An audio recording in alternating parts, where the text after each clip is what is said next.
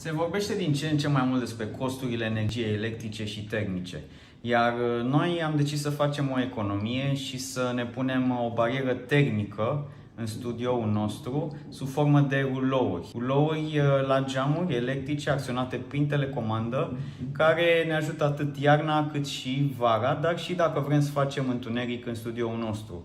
Apăs pe telecomanda asta și toate rulourile se acționează în același timp. Geamurile noastre sunt orientate spre sud, da? Și vedem cum toate se închid, astfel încât avem o barieră termică vara și iarna. Iarna, deja s-a făcut întuneric complet, nu mă mai vedeți acum, nu? E complet întuneric, așa că o să ridic obloanele înapoi. Se mai vede doar un pic lumina de la pragul ușilor celorlalte birouri care sunt deschise. Iarna avem o barieră termică care ajută să nu se facă un transfer de căldură atât de mare între interior și exterior. Iar vara, hai să vedem să facem un exemplu. Avem un singur birou unde n-am instalat obloanele și aici vedem că avem 25 de grade, iar în biroul celălalt aici avem obloane, avem 24,5, dar obloanele sunt lăsate la jumătate. Ambele geamuri sunt cu fața spre soare și în același fel ele se încălzesc destul de mult.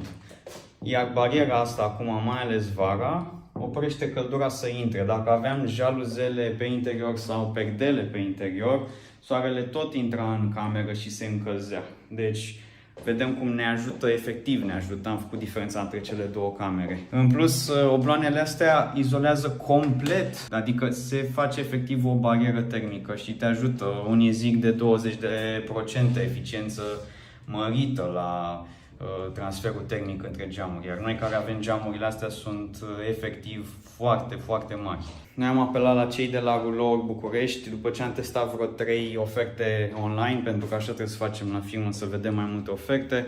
Am primit oferta cea mai bună, au venit, au instalat destul de repede, adică chiar într-o zi au instalat 1, 2, 3, 4, 5 geamuri imense, le-au instalat, iar la una dintre ferestre, la unul dintre geamuri, nu s-a putut instala decât cu un alpinist, așa că a venit un alpinist de sus, a ieșit pe geam ca să poată să instaleze, pentru că era geamul foarte, foarte mare, avea peste 3 metri. Vă recomand să puneți și voi, pe noi ne ajută. Noi ne-am făcut planul pe mai mulți ani în care trebuie să ne scoatem costul atât iarna cât și vara. Da? Deci iarna economisim un pic de gaz și vara economisim destul de mult curent de la aerul condiționat.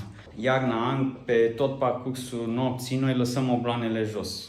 Da? Deci deja din ianuarie le avem instalate, suntem în mai și am lăsat complet obloanele jos pe timp de noapte, astfel cât să avem bariera asta termică, iar vara, aici deja în biroul meu unde vreau un pic de lumină, le-am lăsat până la jumătate. Dar dacă vreau să lucrez la o colorizare, la un clip, pot efectiv să iau telecomanda din biroul respectiv și să las obloanele jos. Am instalat și plase de țânțari, stai să ridicăm, să vă arăt. Avem și plasă de țânțari aici, da? Care este deja trasă, care glisează de sus în jos, dar pentru uși se poate pune și o plasă sub formă de ușă.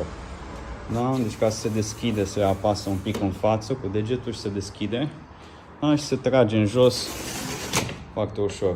Cam atât de aici, de la noi în studio, și ne vedem cu alte vloguri. Ciao!